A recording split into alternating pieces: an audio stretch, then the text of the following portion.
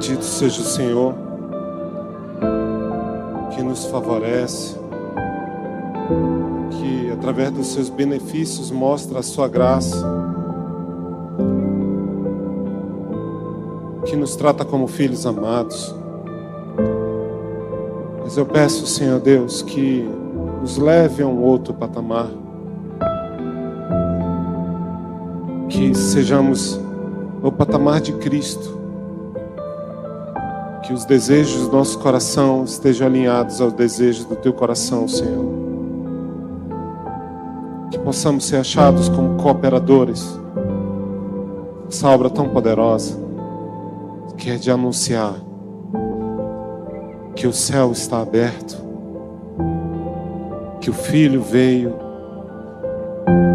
que há uma nova expectativa. Abençoe-os nessa noite.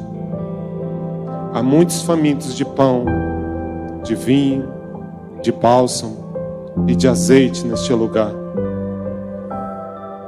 Que o Senhor possa nos dar um banquete para que nosso espírito seja fortalecido para ouvir a Tua voz, cumprir o Teu ide nesta terra, Senhor.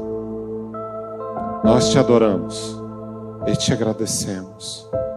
Pedimos perdão de todos os nossos pecados, de tudo aquilo que tem nos afastado do Senhor e tem feito um abismo entre nós e o nosso Pai. Mas para isso o Senhor veio na terra, para abrir um novo e vivo caminho. E nós queremos andar por esse caminho que está marcado com pegadas de sangue.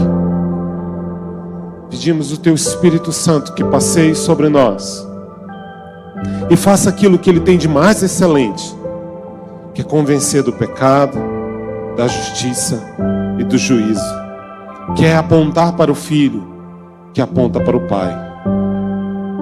É assim que Te adoramos, é assim que aceitamos nesta noite o Teu dom perfeito. Que seja assim no nome de Jesus. Amém.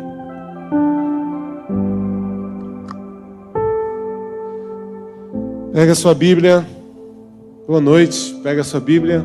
Carta de Filemon.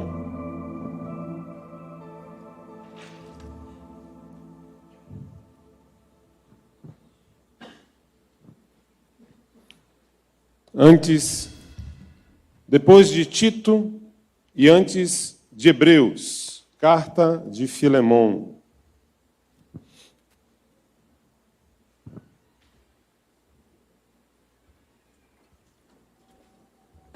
Todos acharam? Então vamos lá.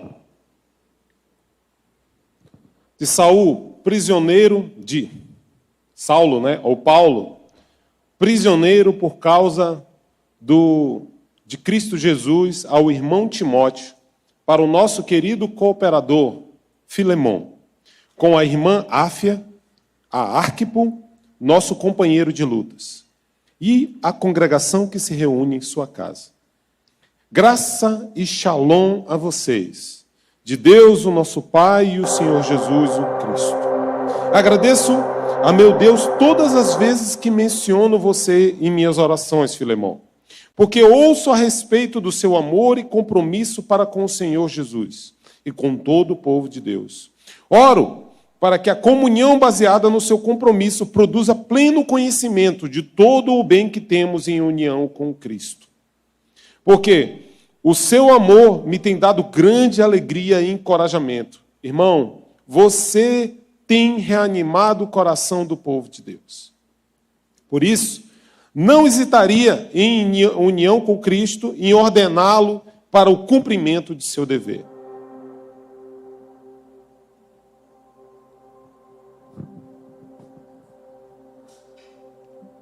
Eu até me perco assim. Cadê? Onde foi que eu parei, gente?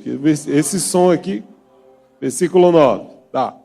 Mas pelo fato de eu, Paulo, ser o tipo de pessoa que sou, um velho, e além disso, prisioneiro pela causa de Messias, prefiro apelar para você na base do amor. O pedido que eu tenho para lhe fazer diz respeito ao meu filho, de quem me tornei pai enquanto estava na prisão, Onésimo. Seu nome significa útil, e apesar dele já ter sido inútil, tornou-se agora utilíssimo. Não apenas para você, mas também para mim. De forma que, ao devolvê-lo a você, estou enviando parte do meu coração. Gostaria de mantê-lo comigo para que me ajudasse com o seu lugar enquanto estou preso por causa das boas novas. Mas não quis fazer nada sem o seu consentimento, para que qualquer bem que você possa me fizer por mim seja voluntário e não forçado. Talvez a razão de ele ter sido separado de você por um breve período seja para tê-lo de volta para sempre. Não mais como escravo, mas como mais do que um escravo, como um irmão amado. E isso ele é especialmente para mim. Contudo, quão mais querido ele deve ser para você, como ser humano e como alguém unido ao Senhor. Assim, se você tem comunhão comigo, receba-o como receberia a mim. Se tiver agido mal, ou caso lhe deva alguma coisa, ponha na minha conta. Eu, Paulo, escrevo com a minha própria mão. Eu pagarei. Não mencionarei, claro, que você me deve a própria vida. Por favor, faça-me essa bondade no Senhor. Reanime meu coração no Messias. Confiante de que você responderá de forma positiva, escrevo sabendo que fará ainda mais do que eu lhe peço. Mais uma coisa, por favor, prepare um quarto para mim. Espero que, mediante as orações de vocês todos, Deus me dê a oportunidade de visitá-los. Epáfras, meu companheiro de prisão, por causa do Messias, por causa de Jesus, envia cumprimentos, como também Marcos, Aristarco, Demas e Lucas, meus cooperadores. Graça do Senhor Jesus, o Cristo, seja com vocês. Amém? Pode sentar. Há algum tempo eu preguei sobre Filemão. Eu tenho dificuldade, uma certa dificuldade de pregar a mesma mensagem. Muita dificuldade. Acho que da minha própria índole, de sempre de querer fazer algo fresco, algo novo. Mas, quando você faz uma comida a primeira vez, quando você faz qualquer coisa a primeira vez, uma arte, uma foto, qualquer coisa que você faz uma vez, ela está amadora. Ela não sai 100%. Eu fiz um curso, em tempos imemoriais, que chamava curso de serigrafia. Alguém conhece o curso? Consistia em você, inalar tóxicos, para poder tentar fazer, através de uma telinha, botar uma imagem numa camisa, que ficaria tóxica também. Porque aquela tinta não tinha nada de bom, gente. Horrorosa a minha primeira foto, a minha primeira camisa, mas eu usei com tanto carinho aquela camisa que eu fiz uma caveira. Depois foi melhorando. Então o Senhor foi com esse argumento que o Senhor me pediu para dar essa mensagem de novo, com algumas diferenças. O ano é 61 depois de Cristo. Paulo estava em prisão domiciliar. Paulo estava ali escrevendo as cartas de Éfeso, de Colossenses, e ele tinha alguns cooperadores com ele. Ali estavam com ele Marcos, Lucas, Aristarco, Epáfras, e também o famigerado Demas, que logo na carta de Timóteo, de 2 Timóteo, ele é tido como aquele que amou o presente século e o abandonou. Mas nesse momento ele estava fiel com ele. Paulo estava na sua primeira prisão, e nessa primeira prisão ele estava no condomínio de luxo. Há quem diga que ele não estava em Roma, que ele estava ou em Éfeso, ou ainda na Cesareia, quando ele escreveu essa carta, mas de fato a maioria acredita que ele estava em Roma. Foi a primeira prisão de Paulo. Ele talvez fosse o único judeu que estivesse em Roma, que havia havido uma rebelião e o imperador tinha decretado que não haveria nenhum judeu lá. Só tinha um judeu, porque ele era romano. Era Paulo. E nesse tempo ele estava pregando para todo mundo. Estava pregando para a guarda pretoriana, estava pregando para Deus e o mundo. Quem fosse entregar um copo d'água para ele, recebia uma baciada de água viva. E nesse momento ele escreve uma carta para a liderança que havia na cidade de Colossos. Você lembra do Colosso de Rhodes, uma das 7 maravilhas do mundo antigo? Pois é, nessa cidade havia uma igreja muito poderosa. E um dos líderes dessa igreja era Filemão. Daí uma carta que foi levada para ele. E nessa carta consistia algumas coisas. A alegria de como eles estavam, felicitações. O próprio apóstolo Paulo está dizendo, olha, no final da carta, prepara um quarto para mim aí que eu vou sair, porque essa era uma prisão diferente de Paulo. Ele estava num condomínio, ele estava numa casa. Ele estava como cidadão romano, ele não estava preso por ser cristão, ele estava preso por ser um cidadão romano. Lembra que na Cesareia, ele chegou para Jerusalém, ele ficou preso na Cesareia, né? Porque ele alegou que era cidadão romano, não sabiam o que fazer com ele. Isso era uma característica da vida de Paulo. Às vezes eles não sabiam o que fazer com Paulo. Paulo se converteu, foi para Jerusalém, não sabia o que fazer com ele, foi para a Arábia 3 anos. Voltou, começou uma confusão de novo, aí não sabia o que fazer para ele, mandar ele para Tarso. Depois que ele foi para Tarso, pegaram ele, levaram ele para Antioquia, ele foi enviado com os primeiros missionários junto com Barnabé. Ele era fogo onde ele estava. E nessa carta consistia algo muito interessante. Tem um rapaz que eu conheci, ele é seu escravo, Filemão, e ele se converteu e se tornou meu filho em cadeias. Estou enviando ele de volta para fazer um concerto contigo. E aí ele começa a história de Filemão. É uma carta muito simples, e você se pergunta, por que essa carta está aqui? Sabe? Tem muita coisa profunda aqui, numa cartinha, que é uma página. Não tem nem capítulos. Só versículos. Eu li essa outra versão porque ela é uma versão um pouco mais ampla na linguagem, mas se você ler na sua, você vai entender algumas coisas. Na verdade, eu li em 3 versões. Só hoje eu li em 3 versões. Mensagem, li contemporânea, que é a Thompson, e li essa daqui, que é a judaica.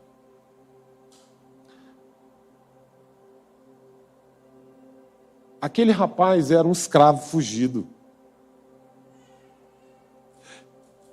A primeira coisa que entender é que Filemão se converteu. Vocês se lembram quando o centurião Cornélio teve uma visão com Deus e mandou chamar Pedro, que estava lá na casa do curtidor, lá em Jope? Aí chegou ele lá e estava ele, a família dele e quem mais ele pudesse mandar. De novo, mais um, para ter mais um contexto, antes de eu finalizar esse contexto. Contexto dentro de um contexto. Quando Jesus encontrou com um oficial, lá em Cafarnaum, ele encontrou com um oficial que o servo dele estava doente. E Jesus disse, olha, meu servo está doente. Aí Jesus disse, eu vou lá. Ele disse, não precise ir, porque eu sou um homem de autoridade, eu sei a autoridade que você tem. Quando eu envio alguém, ele vai. Quando eu mando ficar, ele fica. Se o Senhor mandar, meu servo vai ficar curado. O servo ficou curado.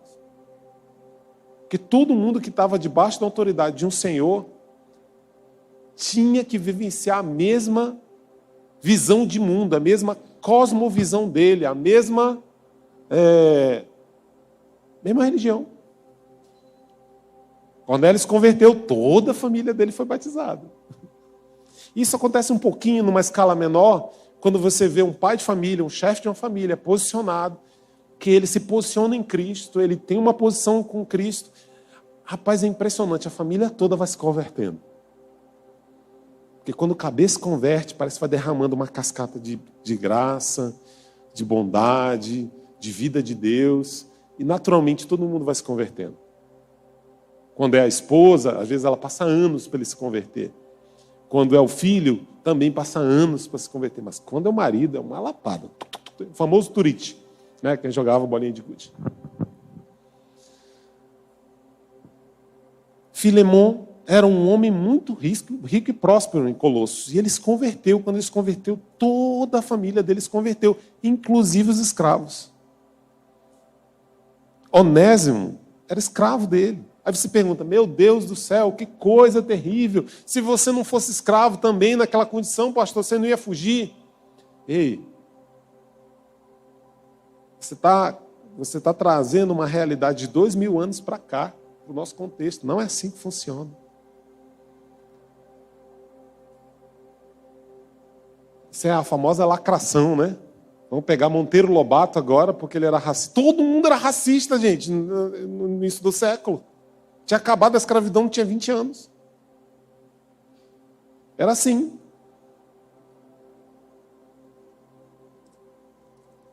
Se converteram. Aquele homem foi cuidado. Claro, estou especulando aqui, eu não tenho um contexto, ninguém tem um contexto muito profundo para dizer sobre isso. A ideia está tudo nos rascunhos. A escrita de Paulo era uma escrita muito peculiar. Ele não diz lá o que aconteceu, ele diz que o escravo fugiu. E pior, devia alguma coisa. Porque Paulo, quando vai lá, argumenta com ele, diz assim, ó, ele está me devendo, recebe ele, se tiver alguma coisa para dever dele, põe na minha conta. Se bem que tu está vendo, tu deve para mim só a tua vida. Paulo é muito apelão. Paulo é muito apelão. Porque ele diz assim, ó, se ele está devendo alguma coisa, bota na minha conta, mas lembre-se que tu me deves só a tua vida. Então ele devia alguma coisa, ou pelo prejuízo do próprio escravo ter ido, ou porque provavelmente ele pegou alguma coisa. Né? Aí acontecem algumas coisas. Ele encontra com Paulo em algum momento e esse cara nasce em cadeias. Não sei se foi por preso, não sei se porque de alguma maneira encontrou com Paulo, porque a casa do Paulo era a sensação daquela região. Mas de alguma maneira ele encontrou com Paulo e encontrou Cristo através de Paulo. E o nome dele era um nome de escravo mesmo. O nome de escravo, ele tinha uma característica, o nome de Onésimo quer dizer útil.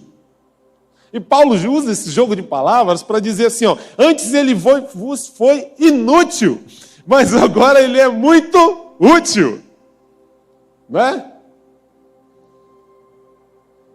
Ele manda essa carta, parece que ele está comendo pelas beiradas. Ele manda a carta para ele. Quem é que porta a carta, irmãos? Onésimo. Onésimo chegou com um salvo-conduto. Por quê? Pela lei daquela época, ele ou ele ia ser severamente punido ou provavelmente executado. Porque o romano, ele abominava, desde Espartacus, ele abominava um escravo que desonrava o seu dono. Isso era passível de morte. É igual um cachorro que vem, que você ama muito, e que te ataca o seu filho, ataca a sua esposa. É muito ofensivo. Você diz, meu Deus do céu, eu dou comida para esse cachorro. Era essa a visão que tinha, como um objeto. Não é muito parecido, é diferente da escravidão africana. Foi muito diferente assim, em alguns pontos. Porque lá não era uma questão racial, era uma questão de perder uma batalha, como espólio, alguma coisa disso. É bem diferente em alguns pontos. Mas o que eu quero dizer assim, ele era um escravo, fugitivo, no mundo romano, sem uma carta de alforria. Como é que estava o coração de Onésimo? Fugindo, sempre mentindo, sempre enganando, sempre fugindo, sempre dando uma desculpa, nunca parando no lugar, sempre com o coração agitado, fugitivo e errante. Vou falar um negócio para você, irmãos. Sem Cristo, nós somos Onésimo. Sem o Senhor Jesus na nossa vida, sem Deus, nós somos Onésimos. Nós somos errantes. Adão roubou alguma coisa do seu Senhor. E por causa disso, a gente está errante sobre a terra. Por isso que não importa o que você faça, não importa as conquistas que você tem, não importa a felicidade momentânea que você tem. não vai saciar. A fome nunca vai ser saciada. Por isso que a gente está em de galinha. Não, porque quando eu casar, tem um irmão que falou aqui sobre, o Elias falou sobre o ano da casa, o ano do carro, aí eu pensei, no ano que vem vai ser o ano do casamento. Né? Não, Elias? Fala amém aí, meu irmão. Chega ele fala assim, amém, amém. Casar é bom demais, meu irmão. Amém, né? Glória a Deus. Senão tem gente que quer dormir no sofá hoje. Olha, a mulher, a esposa cutucando. Fala amém, fala amém.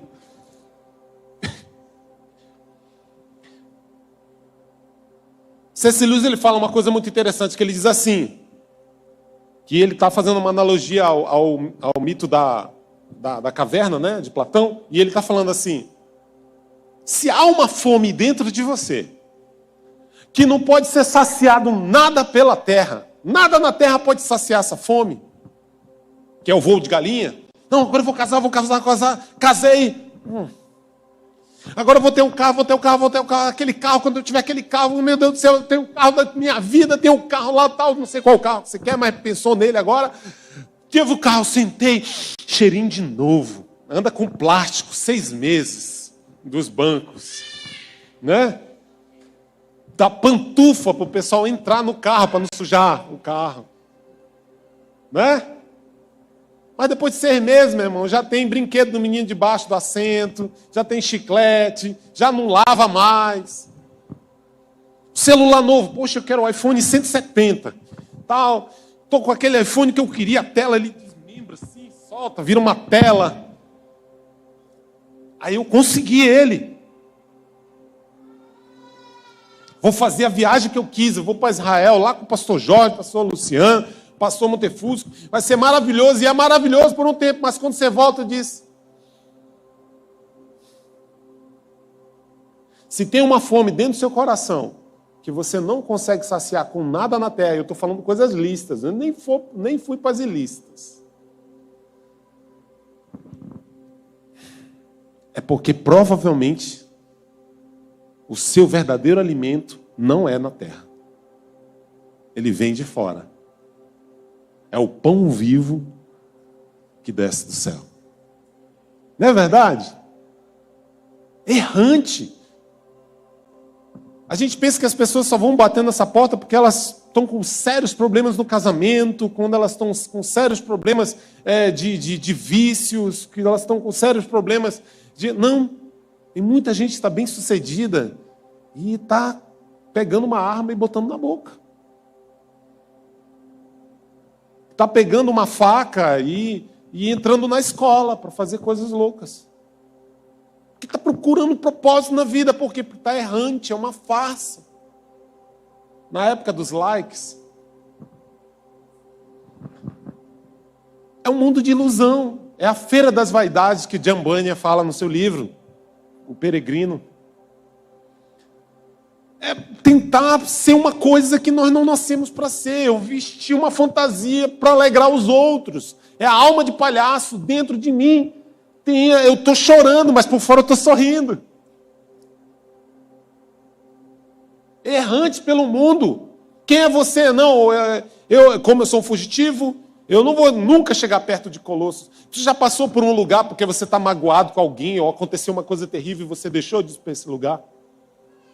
Sabe, tem um tipo de fobia que está começando a acontecer, que é uma agorafobia. Você ouviu falar? Eu sei bem pouquinho sobre isso, mas eu já fiquei com medo.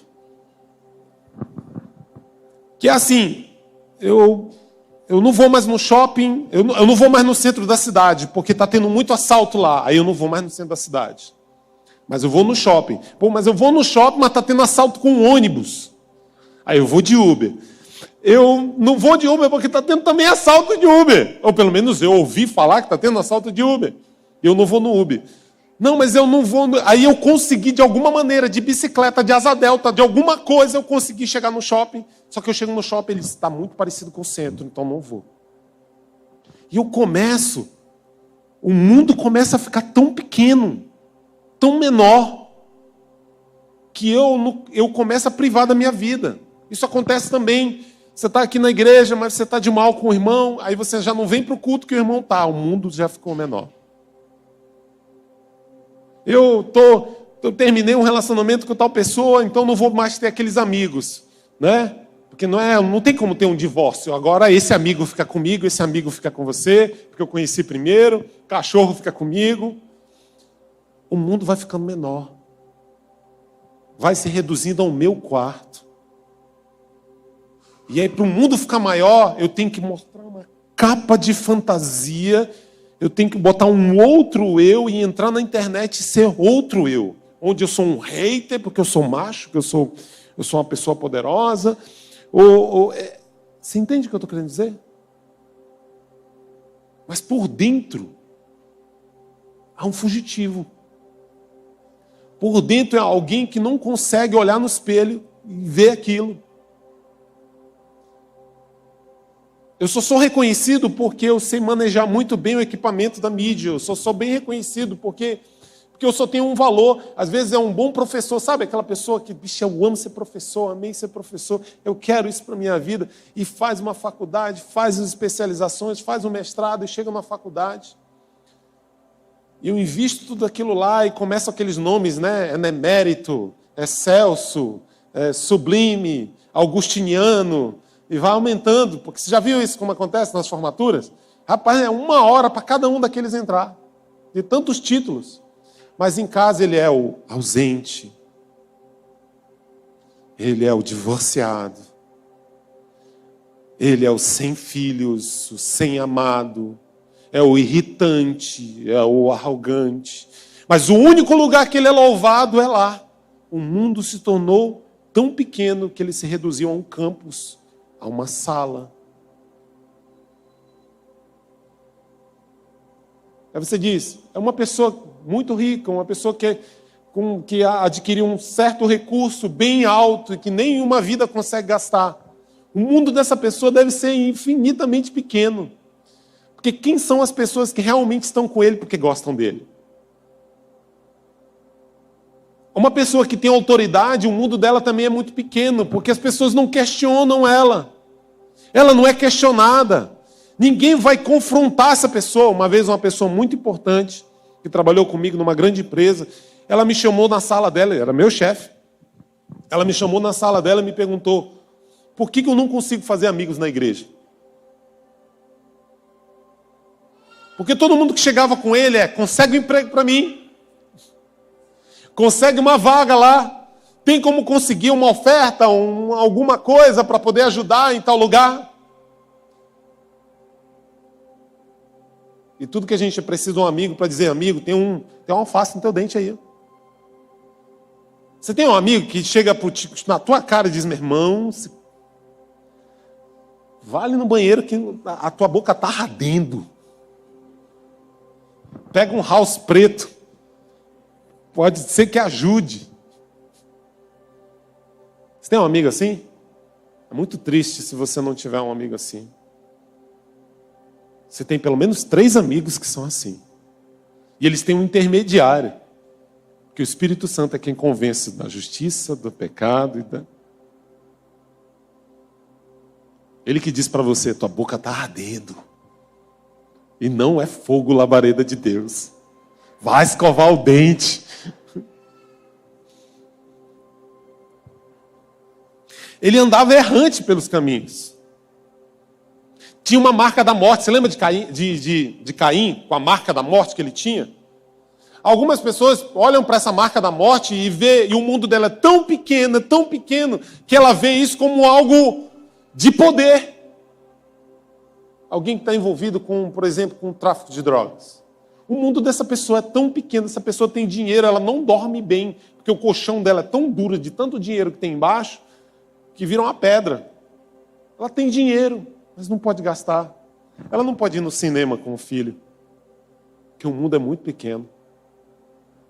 Ela não pode dar uma volta lá em Santarém, lá em Alter do Chão, botar o pé naquela areia. O mundo é muito pequeno para ela. E ela tem uma marca da morte, porque a qualquer momento alguém pode vir matá-lo. Mas ela vê isso como distintivo de autoridade. olha só, eu sou o cara. Já matei 7, mais do que Caim. 70 vezes 7 se alguém tentar me matar. Tubal Caim falou isso. Descendente de Caim. O mundo se torna pequeno porque a gente tem uma marca da morte. A humanidade tem uma marca da morte, irmão. A morte está ali a um passo. Você está aqui com todo o vigor. E aí, de repente, amanhã, eu posso não estar aqui com vocês.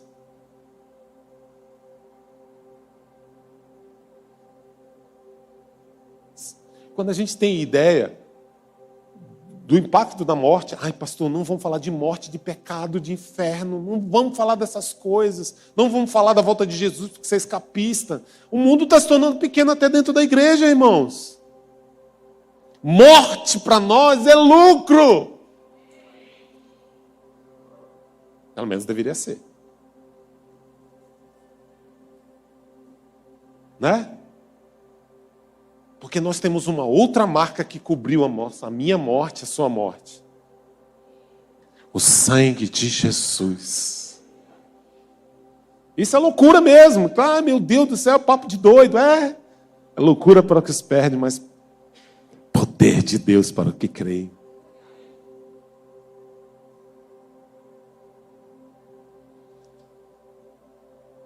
Aquele homem não tinha como ficar andando errante na terra com uma marca de morte. Teve um amigo meu, amigo de muitos anos, um dia desse bateu aqui na igreja, teu convicto, ele tinha sido espírita, eu tentei que ele me evangelizasse para o espiritismo, ele tinha medo, eu me converti, ele se evangelizei para o cristianismo, ele veio, ficou com medo também, porque ele dizia para mim, cara, no espiritismo tem umas coisas parecidas com esse negócio pentecostal aí, mas ao contrário de ti, eu tenho medo, e tu fica sorrindo, que é de orelha a orelha. Eu digo, meu irmão, porque o Espírito de Deus, o perfeito amor, ele afasta todo medo.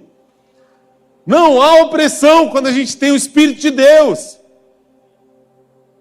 Quando você tem o Espírito de Deus, o leão está vindo para cima de ti, no Coliseu, você está cantando. Que essa breve, momentânea dor vai resultar num peso de glória. Eu não estou dizendo que eu sou escapista aqui, não, irmãos. Quero ter uma boa vida aqui, quero ter bom testemunho das coisas boas que nós estamos tendo. Eu quero ter um bom testemunho sobre isso, sobre o que Deus está fazendo na nossa vida. Eu fico maravilhado, a vida do Elias. Esse rapaz é fantástico, eu amo ele. O Alexandre vive dando testemunhos maravilhosos aqui. Todos os irmãos têm dando testemunhos maravilhosos. Mas fala um negócio para os irmãos, não fique chateado comigo. Não fique chateado comigo, que eu lhe amo. Mas meu filho, quando eu dou um brinquedo para ele se apaixona. Hoje eu trouxe 3 revistinhas para ele. Esteve está na fase do gibi. Meu irmão, era igual eu quando eu era criança. Só que na minha época, um gibi era o preço de um PlayStation.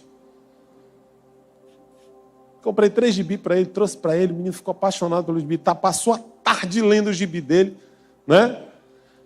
Aí o que acontece? E andando, pior, ele está pior do que eu, que ele está andando e lendo. Eu tenho um certo testemunho disso, na época que podia andar lendo no bairro da Redenção, né? Sem você chegar em casa só de cueca. Quando eu dou um presente para ele, diz, pai, obrigado porque você me ama. Para ele, prova de amor que eu dou para ele. Porque quando eu era criança, andava como criança, falava como criança, agia como criança, mas hoje sou homem. E agora que seus irmãos vão ficar chateados comigo. Por quê? Porque o coração do apóstolo Paulo não era, e dos apóstolos e dos homens que andaram com Cristo, não era. Teve até um momento que eles estavam como criança, quando eles encontraram com um jovem rico, e Jesus disse, vende tudo que tem, dá aos pobres, que no céu você vai receber. Ele nem disse depois, no céu. E foram embora, e Pedro falou, e aí a gente? Ele disse, aquele que deixa pai e mãe, casas, e filhos, e barcos, e Playstations, e Xbox, e TVs de tela plana de 80, ar-condicionado, em favor de mim, vai ganhar muito mais em irmãos, em pais, em filhos, em casas, em Playstation. Né? Eu quero muito ouvir um testemunho dos irmãos dizendo: eu apresentei Cristo para uma pessoa que estava desesperada e a vida dela mudou. Eu peguei alguém que era fugitivo, que era errante, que era uma pessoa que tinha uma máscara linda por fora, mas estava apodrecendo por dentro. E eu vi o sol nascendo no coração dela e ela começando a brotar vida. E ela até sorri. Eu quero muito esses testemunhos, irmãos. Teve uma vez que eu estava no encontro e chegou uma menina, ela chegou toda blindada, cara fechada. Ela, maquiagem, nunca vi o rosto dela. A menina com cara meio braba mesmo. Eu digo: eita Jesus, essa aí até o demônio foge. Tão brava que ela estava. A mulher blindada, praticamente levaram aquela mulher amarrada para lá para o encontro. E a gente estava naqueles encontros que não tinha ar-condicionado, não. Era lá no ramal do Brasileirinho. O famigerado encontros que teve no ramal do Brasileirinho. Porque quando não estava dentro de uma tempestade, estava um sol senegalês. Aquele calor assim de estufa, sabe? Aquele de filme de... Sabe quando o americano faz um filme brasileiro que fica só aquele ventilador? E o suor escorrendo pela alma. Estava naquele jeito. Só que havia um fogo da presença de Deus de uma maneira extraordinária naquele dia. A gente pediu para que Deus enviasse um vento. E aí a gente começou a pregar e diz assim, até o final dessa pregação, Deus... aquela pregação maluca, né? Até o final dessa pregação, Deus vai mandar um sinal, vai tirar um vento e vai tirar tudo isso e tal. Bruno Feliciano aí sabe como é que é. Essa pregação do Bruno Feliciano. Rapaz, quando estava terminando a mensagem, era eu, maluco, quando estava pregando, terminando a mensagem, o céu escureceu. Era umas 2 horas da tarde, o sol estava a pino. E de repente, escureceu tudo. Aquela mocinha, até o final do dia, ela estava lá. Toda pregação ela pegava, ia lá para o cantinho, virava de costas para quem estava pregando ali e ficava lá. E todo mundo chegava perto dela e falava... Aí o pessoal, vixe, vai que tem raiva. Raiva ela estava. Quando escureceu, aí eu me empolguei. Tá vendo o sinal? Tá vendo o sinal? E tal, e tal, e tal. Veio um vento. Aí eu enlouqueci, aí pirei, mano. Aí todo mundo foi para frente sem pedir. Aí foi oração de tudo que é jeito. Aí o coração quebrantou e ela lá. De costa virada. Eu cheguei. Já estava loucura, já. Corpos para todo lado. Né? Os irmãos se empolgam em orar e só... É igual o Mauro e o Adriano, eles... Enquanto uma lágrima não escorre da pessoa, ele não solta. Então, se um dia ele estiver orando com você e tu vê que não vai sair, tu tem que chorar, falar com o teu corpo, sai, por favor, uma lágrima, para poder parar de orar. E estava daquele jeito. Eu cheguei com ela, olhei para ela no fundo dos olhos dela e disse, e falei a coisa mais simples do mundo. Você é muito amada. Rapaz, estava tudo escuro, o vento de tempestade, os corpos no chão, alguns tremendo ainda. E o rosto dela brilhou como o sol. Rapaz, começou, parece... Sabe aqueles filmes? Alguém assistiu O Senhor dos Anéis? O Denethor, quando Gandalf chega, olha aí, ó, o nerd, e ministra nele, né? E diz, sai desse corpo que te pertence. E o rosto dele foi saindo as rugas. E foi saindo toda... Rapaz, foi visível. Eu olhei no rosto dela. E eu acho que o sorriso naquele rosto não tinha anos. Eu nunca soube a história daquela moça. Mas ela foi outra pessoa. Ela pulava, ela dançava, ela sorria para todo mundo. Realmente, a alegria do Senhor formoseia o rosto. Foi outra vida. Era isso que Jesus perseguia. Ele dizia: eu tenho uma comida da qual vocês não conhecem. Eu tenho algo que vocês não conhecem, porque esse deve ter sido o rosto da mulher samaritana. Eu tenho um alimento que vocês ainda não conhecem. Vocês estão ainda no alimento de ver multiplicação de pão. O meu alimento é transformar padarias, fazer padarias. Porque aquela mulher foi e ganhou uma cidade inteira. Quando eu era menino, fazia coisas de menino. Não quer dizer que eu não possa ganhar meus presentes. Até hoje eu ganho, né, mozinho? Mas não é a mão estendida do Senhor que me atrai. É o coração dele. Aquele jovem teve um encontro com Cristo através de Paulo. E aí mudou a história. Ele foi de inútil para útil. Não foi assim que aconteceu com você? Sabe, eu me lembro, cara, como era a minha vida. Eu não tinha uma vida miserável, nunca me envolvi com drogas e nada, mas eu tinha depressão. Passei 1 ano com depressão. 1 ano dizendo: Deus, me mata. Eu não tinha pensamento suicida, mas seria uma boa ideia eu morrer. Eu não via nada de bom na minha frente, gente. O mundo está em densas trevas. Está sim. E tem algumas trevas dessas que estão querendo entrar dentro do nosso coração. Nos diminuindo, nos apequenando. Enquanto Deus fala para Jesus assim: este é o meu filho amado, em quem eu tenho muito prazer. O que Jesus fez para ele? Até naquele momento. Além de Jesus devia ser maravilhoso, tudo bem, mas não tinha feito nada. E Jesus conquistou para que a gente recebesse esse mesmo elogio, porque quando ele ressuscitou, ele foi lá, as duas estão lá, está Maria chorando, ele apareceu para ela, diz: não me toque, mas olha só, eu ainda não fui para o meu pai, mas diga para Pedro e os meus irmãos. Então isso dá que eu sou o filho amado que dou muito prazer para Deus. Só de eu ter nascido. Só de eu ter nascido. Eu já dou muito prazer para Deus, então eu tenho importância sim. Olha só, fala assim, ó, me manda ele porque ele é muito útil, mas olha quem é que estava lá. Quem estava lá com ele? Marcos, Lucas, traidor Demas, Epáfras. Gente, desse grupo tem 2 caras que escreveram o Evangelho.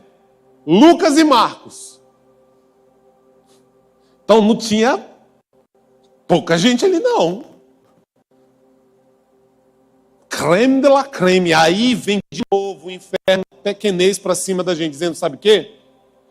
Quem é você, meu irmão? Olha Lucas. Olha Marcos. Marcos já foi na primeira viagem missionária. Quem é você, cara? Me lembro que eu converti, fui logo trabalhar com células e fui logo apanhar. Porque eu me lembro que eu cresci na questão do celular, evangelizava, fazia a rota do pão. Conto essa história outro dia. Mas o pastor Marcos, que era o Marcos na época, Marquinhos, ele era discípulo do pastor Claudinei. E na época a gente tinha G12, então ele era o 12 do pastor Claudinei. E aí o pastor Claudinei me chamou para participar dessas reuniões, o Mauro também. Só que, gente, eu já tinha tido 3 células. E toda vez que eu multiplicava a célula, o que acontecia? Acabava. Multiplicava essa semana, 15 pessoas comigo, acabava. Ou porque, gente, eu tinha que trabalhar, porque se eu não ficasse 24 horas com as pessoas, depois eu entendi que eu tinha que fazer discípulos e não convertidos. Aí foi uma outra história. Mas o fato é que eu fiquei arrasado. Eu me lembro que o pastor me chamava para a reunião, eu tinha que vir para o pastor Marcos me ver, mas eu dava um jeito de fugir para não subir, porque eu me sentia, meu Deus, só tinha os notáveis. Creme dela tinha lá Marcos, Lucas, João, Paulo, Pedro, Tiago, estava todo mundo lá dentro. O que eu vou fazer lá? Eu fui conversar com o pastor Claudinei. Incansável pastor Claudinei. Eu expliquei a situação para ele. Ele disse: meu irmão, não é pelo que você faz, é pelo que você é. A árvore não tem crédito nenhum porque ela está dando fruto. Tem uma mangueira, tu diz: parabéns, mangueirinha, porque você deu muitas mangas. Aí a mangueira, se ela for daquela, né, estressada, ela vai dizer: tu quer que eu desse o quê? Jaca? Porque se ela recebe adubo, se ela recebe proteína, é muito natural que ela dê fruto, e o fruto dela seja manga. A não ser que Jesus te transforme numa jaqueira, você vai continuar dando manga o resto da vida. Compreende? Tem que haver uma transformação para haver uma mudança que vai ser natural da sua vida. Você é nato, se você tem o Espírito de Deus, naturalmente você vai se tornando cada dia mais parecido com Cristo. Mas é uma questão de semeadura nossa também. Não vou simplificar tudo nesse ponto. Quem é Filemon? Filemon é o pai. Filemon é o pai porque ele é um pai amado, ele é um pai que cuida dos seus, é um pai que perdeu, mas sempre está com o coração aberto. Paulo fala assim, Paulo dá umas apeladas com ele. Eu poderia mandar, mas não vou mandar, vou apelar para o amor. Estou falando igual agora, amado Timóteo. Poderia mandar, mas não vou. Vou apelar para o amor. Se tem alguma coisa que ele está devendo, põe na conta de Cristo. E de mim eu te pago. Se bem que tu me der só a tua vida. E sempre eram os apelos de Paulo. Mas ele fala assim, eu sei que você vai fazer o que é correto. Em nenhum momento ele diz assim, ele pediu a emancipação de Onésimo. Nenhum momento. Se você ver na carta, pega qualquer versão que você faz, ele não vai dizer assim, liberta ele. Mas Paulo vai dando uma pelada. Ele vai cadenciando para que ele chegue. Ele é teu irmão agora. Antes ele veio para cá inútil, agora está voltando útil. Antes ele vinha como seu escravo, seu servo, agora ele volta como seu irmão. Ninguém escraviza seu irmão. Esse é o coração do pai. De alguma maneira nós nos perdemos, nos desconectamos com Deus. Ficou um abismo. Você já ficou chateado com alguém que foi seu grande amigo? Muito tempo você ficou chateado. E aí você começou, eu não sei se foi na época que isso aconteceu, na época do WhatsApp, do Facebook, mas digamos que chega na época do Orkut. Ok? E aí você vê aquela pessoa postando foto feliz, comendo x-salada. Aí ela tira uma foto com os amigos sorridentes. Lembra que a internet é a máscara zona? E a gente começa a fazer o quê? Preencher lacunas. Ixi. Fulano já está falando mal de mim. Fulano já está me causando desse jeito. Fulano já está feliz. E fulano está me traindo. E começa o abismo a ficar maior. Foi assim que aconteceu conosco. Quando a gente saiu do Éden, a gente achou que tinha saído sozinho. Quantos acham aí que o Adão e Eva saíram sozinhos do Éden? Ninguém vai levantar mais por causa da minha palavra, né? Gente, ele saiu também. Olhem toda a história. Quem falou com Noé? Quem andou com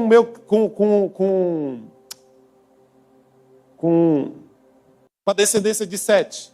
Foi adorado. Quem andou com Enoque? Porque Enoque andou com Deus. Então Deus andou com Enoque.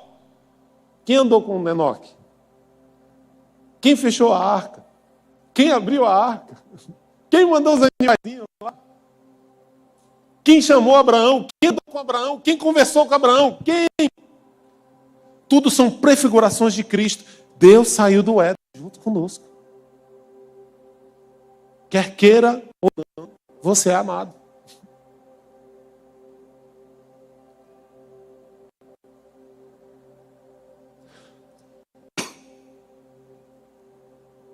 E Paulo é quem? Paulo é Cristo. Onde Filemão encontrou Paulo? No céu? Na casa do pai, porque a casa do pai é o céu. No céu? Não. Onde ele encontrou ele? No mundo. Aonde? Numa cadeia. Jesus foi preso por um pecado que não era nosso, que não era dele, era nosso. Ele estava preso no meu lugar. Ele não estava na casa do pai. E quem que estava preso? Paulo. Quem que estava solto? Filemão. Porque ele tinha que levar a carta, ele estava solto. Quem levou a carta? Filemão. Para onde? Para a casa do... Onésimo. Para a casa de Filemão, que é a casa do pai. Não é assim a gente? Jesus foi preso no meu lugar. Jesus veio do céu para que a gente subisse para lá. Jesus, ele veio, o Filemão estava levando uma carta, que era a carta de salvação dele, de justificação dele. Nós somos a carta de Cristo, escrita não mais com pedras, mas escrita no nosso coração a tinta de sangue. Ok? Paulo é Cristo. Paulo é a prefiguração de Cristo. Aí você diz, por que Paulo é Cristo? Por que é isso? Por que tem essa alegoria? Porque quanto mais você se aproxima de Deus, mais precisa se torna com Ele. Olha o que ele fala para Abraão. Ande na minha presença e seja santo. Então a primeira pergunta que eu falo é, quer voltar a andar com Cristo? Você quer voltar a agradar Cristo? Porque filho você é, abençoado com filho você é. Esse é o primeiro estágio. Porque escravo não recebe presente. Quem recebe presente é filho. Isso por si só é uma bênção. Porque o menor no reino dos céus é maior do que João Batista. Por quê? Porque aquele que recebeu o Espírito de Deus, recebeu o Espírito de adoção como filho. Ok? Mas há um caminho, há uma jornada de crescimento. Paulo fala na carta aos Coríntios e o autor de Hebreus fala a mesma coisa. Já era para vocês serem mestres, já era para vocês estarem se alimentando de um alimento mais sólido, mais parrudo, mas vocês estão tendo que beber leite de colosto, né? Vocês estão tendo que tomar comida de bebê. Posicione-se. Aonde? Em favor de Cristo. Aceite quem você é. Você é chama ardente. Aceite quem você é. Você é filho amado, filha amada. Aceite quem você é. Você é carta de Cristo para este tempo tão tenebroso. Aonde você estiver, não pode haver trevas. Porque se há trevas, quão densas são as trevas dos seus olhos? E o segundo ponto, segunda pergunta é: está cansado de andar errante? Tem uma proposta maravilhosa para você.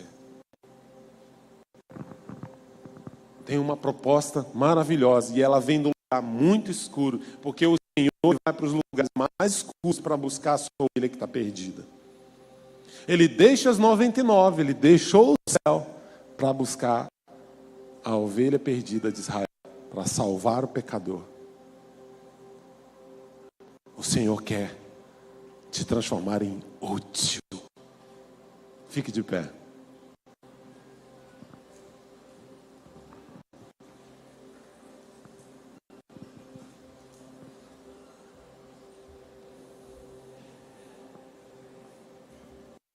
Hoje você pode dizer que você leu um livro da Bíblia inteiro.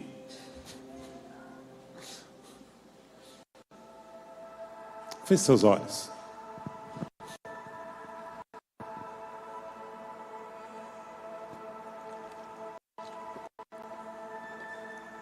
Em qual fase da vida de Onésimo você está? Errante? Tendo que usar fantasias para poder ser aceito? Tendo que se transvestir de algo que você não se reconhece no espelho, para as pessoas não verem a face feia, a parte feia da sua vida? Isso é muito cansativo, irmãos. É muito cansativo ter que manter a mesma imagem. Porque tem uma hora que você cansa das pessoas te elogiarem pelas coisas que você faz e não pelo quem você é. É tão precioso quando alguém te conhece de verdade, com seus defeitos, sim, diz assim: mesmo assim eu te amo. É muito precioso, isso é um pedacinho do céu. E sabe, tem uma pessoa que te conhece de uma maneira tão poderosa. E mesmo assim te ama. Você diz: poxa, eu já fui como Onésimo errante. Eu já encontrei o Senhor no calabouço da minha vida. Eu já tive a carta de Cristo. De alguma maneira eu caí do cavalo. Eu voltei de novo a ser errante. Então para mim não tem mais jeito. A porta da casa do meu pai está fechada. E eu vou continuar vivendo essa vida. Sabe por que a gente às vezes se torna tão apaixonado só pelos presentes? Porque a gente se acha indigno de ser filho. Indigno de ser chamado Deus de pai. Havia Lucas, havia Marcos, havia Onésimo, havia tantos outros lá. Mas Deus escolheu você, porque há algo que nenhum deles pode fazer. Há algo na sua vida que só você pode fazer. Que você se torna imprescindível para fazer. Paulo não podia fazer, Marcos não podia fazer, Lucas não podia fazer, Timóteo não podia fazer. Só o útil podia fazer. Sabe, é uma coisa muito interessante que Jesus está falando acerca dos servos. E ele diz assim, que aquele servo que só faz aquilo que é mandado, e isso já é uma grande coisa hoje, fazer aquilo que é estritamente o que é a sua obrigação. Jesus chama esse homem de servo de inútil. Impressionante. Mesmo que você tenta fazer tudo certinho, tudo bonitinho, não desagradar as pessoas, não ofender as pessoas, não ser chamado a atenção, que isso é um nível de perfeição, isso é uma patologia na sua alma. Tenta fazer tudo certo para Deus não te rejeitar. Eu quero dizer para você que isso é inútil para a sua salvação. A religião em si, que é o ato do homem querer ir para Deus ser Jesus, ela é inútil, ela é vã, ela não vai ter peso de eternidade e não vai te dar shalom, que é a paz que excede todo entendimento. Jesus, ele vem em troca de lugar com você. Pega esse fardo que está no seu coração e dá o dele, que é loucura. É uma loucura, mas é uma apaixonante loucura. Você está com fardo pesado essa noite? Sinceramente, vem orar comigo aqui. De vez em quando eu jogo muito dos meus fardos aqui, ó, sozinho. Eu venho no horário do trabalho, às vezes, eu venho para cá, dizer: Deus, eu não consigo. Essa mochila está pesada. Muda a tua história hoje. De verdade. De verdade. Você pode vir aqui na frente se você quiser. Aí você vai dizer: irmão, está constrangendo o outro para vir. Estou sim. Porque eu te amo. Porque você tem que dar uma mensagem para o seu corpo. Você tem que dar uma mensagem para o seu corpo dizendo: eu estou dando passos para fora desse calabouço. Eu estou dando passos para fora dessa vida. Você tem que mandar para o seu corpo uma mensagem dizendo: eu estou andando para um novo caminho na minha história. Por que eu me ajoelhei aqui na hora da oração? Porque eu tenho que dizer para o meu corpo que este é o momento de eu me render ao Senhor. Nós somos seres comportamentais e nós precisamos declarar fisicamente. É por isso que você batiza nas águas. Você está dizendo para o seu corpo, para o mundo e para quem mais estiver espiando, que já não é mais você quem vive, mas Cristo que vive em você.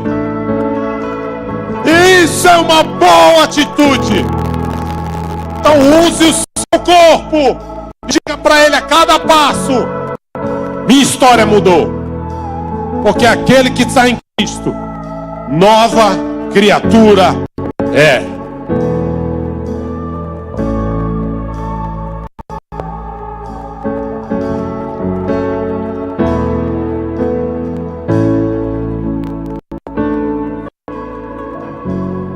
Tem um outro ponto aqui. Deixa eu dar esse tempo, tá? Tem um outro ponto. Porque a mensagem de Filemon não é só uma mensagem de salvação. Paulo estava preso, encarcerado. Era uma prisão melhor do que a segunda, de 9 anos depois. Mas a prisão não pode prender a luz que está dentro de você. Ela não pode impedir das águas saírem pelas celas da prisão e invadir a cidade.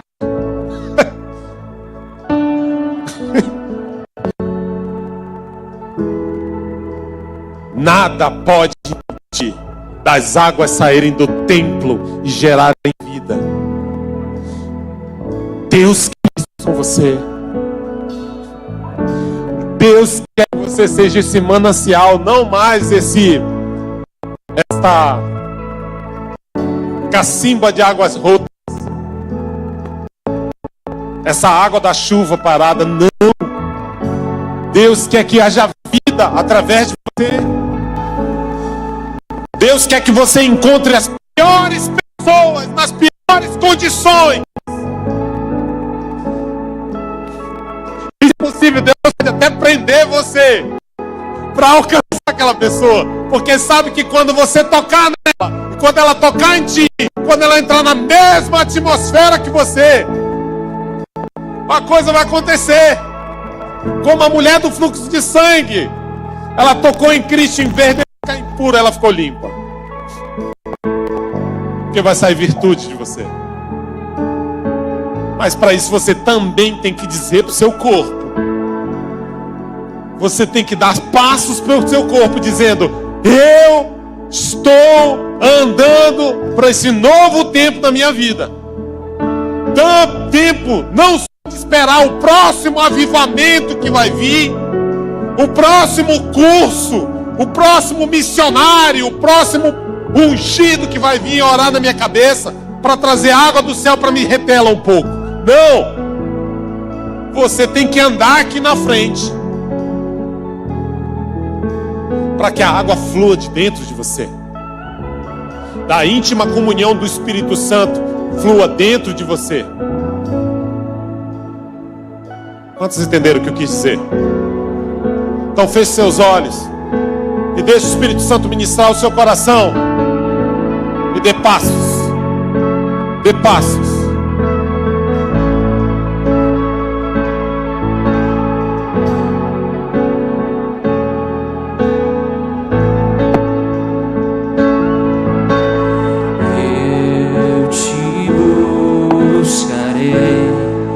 Até te encontrar, permanecerei com graça e amor pelos vales.